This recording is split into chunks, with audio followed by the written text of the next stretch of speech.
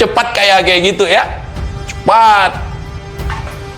Pertama branding dulu diri cucu Nabi. Kemudian punya keromah. Nah, obat lambung. Obat sakit mah namanya keromah. Habis itu jualan apapun laku. Jigong laku, sorban bekas laku. Nah, ketika dipertanyakan, kamu buktinya sebagai cucu Nabi apa? Oh, ada kiai-kiai zaman dulu tidak pernah meragukan leluhur kami. Itu mulai berpuisi. Ini ente baru lahir kemarin mempertanyakan leluhur kami. Padahal dia sendiri ngaku-ngaku. Bilang aja nggak ada bukti. Ente ngaku-ngaku sebagai cucu Nabi. Di dalam darah kami sudah ada mengalir darah sucinya datuk kami Rasulullah. Panjang sekali wahnya. Begitu ditanyakan, mana hasil tes DNA? Ente siapa? Kalau ente mau bukti, ane tantang ente, bongkar itu makam Nabi, biar kita tes DNA. Kan bagaimana lagi tuh? Mana ada cucu tega-teganya ngomong seperti itu. Makanya saya demen nih sama Kiai Imad. Apa yang dilakukan oleh Kiai Imad itu merupakan awal kita untuk berpikir melihat ini. Kenapa mereka tidak berani membantah? Kenapa setiap dulu nih sebelum Kiai Imad muncul, kalau ada begundal-begundal yang nggak suka dengan mereka, pasti suruh baca kitab. Dulu waktu si Bahar ngeroyokin bocil itu, suruh duduk depan dia, taruh kitab di lantai, dia di atas kursi, goyang-goyang kaki, suruh baca kitab. Itu kepintaran mereka. Suruh baca sama orang yang nggak bisa baca. Terlihat hebat di depan orang bodoh. Ketika ketemu lawan yang berilmu, ketahuan mereka bodoh, makanya menghindar. Si Taufik menghindar, si Rizik menghindar, si Bahar menghindar, kroco-kroco mereka menghindar. Kenapa? Takut nanti ketahuan kedok mereka, saudara. Akhirnya provokasi. Indonesia tanah air beta, pusaka abadi nan jaya.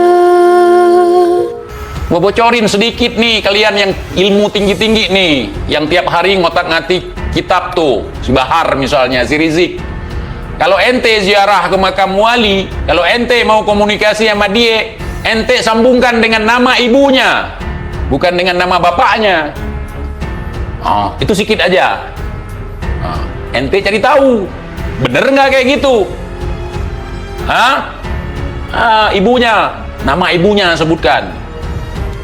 Kalau sebutkan nama bapaknya, sampai kiamat pun nggak akan tersambung. Nomor yang ada 7 sedang tidak aktif atau berada di luar jangkauan. Tapi kalau pakai nama ibunya, Assalamualaikum, suaranya jauh, tapi tidak jauh. Suaranya dekat, tapi tidak dekat. Tidak sama suara kita dengan suara alam gaib. Nah, begitu. Jadi kalau masalah diskusi soal kitab, soal masalah pernasaban, itu dengan Kiai Imad. Tapi kalau orang-orang sakti di kalangan para oknum Ba'alawi ini sama TIJ, suruh datang aja. Suruh datang kapanpun dia mau ngaku siapapun. Kalau sempat dia berani ngomong ke saya itu, dia bisa madamkan api neraka, saya pegang kakinya, saya pentukkan palanya di tembok.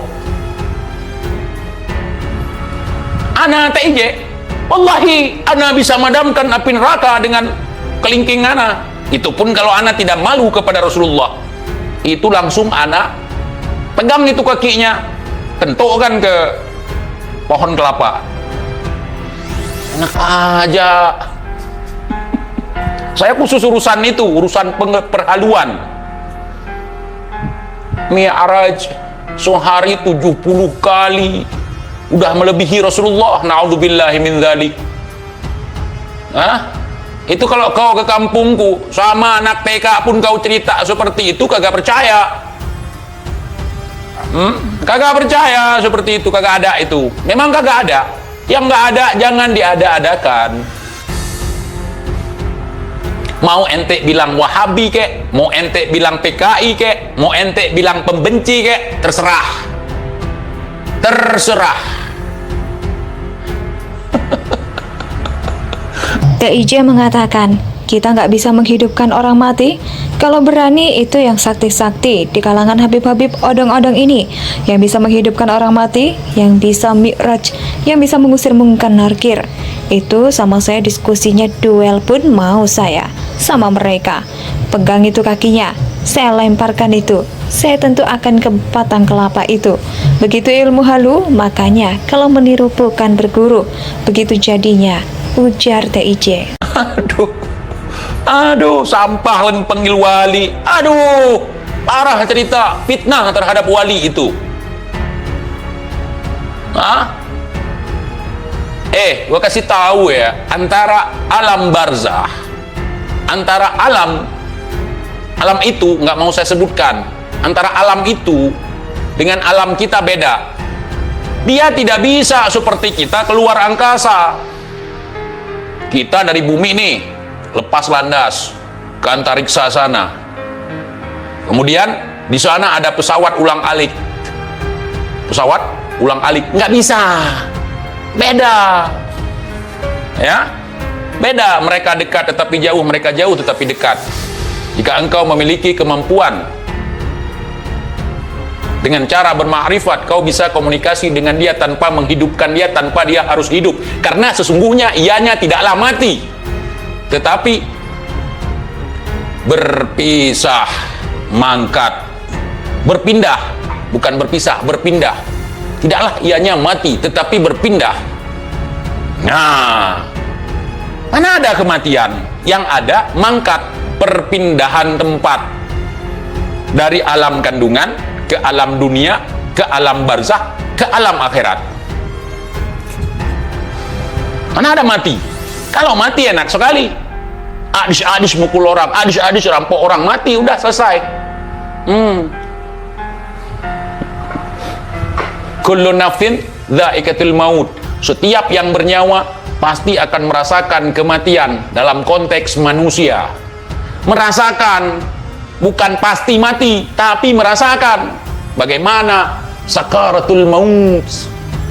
Bagaimana nanti ketika disoalkan di dalam kubur. Makanya kalau kalian dengar cerita si Bahar, ya, kalian berteman dengan mereka, kalian nggak perlu ditalkin.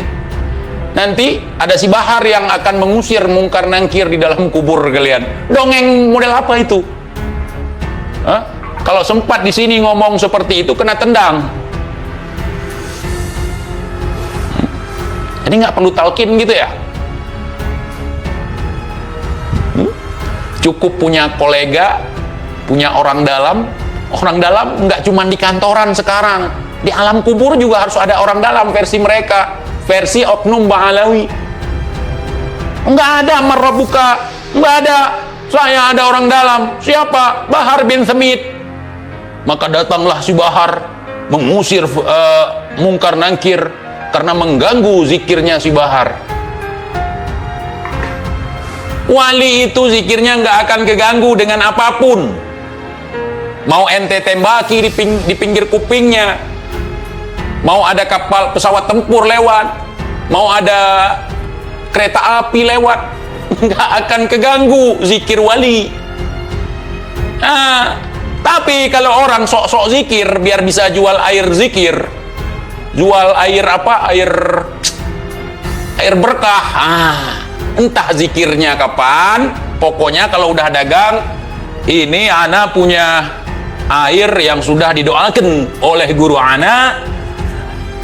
Ana kasih diskon untuk malam ini bagi antum-antum semua yang belum. Ini sudah dibawa zikir oleh guru ana, yakni Al-Habib Bahar bin Ali bin Sumit.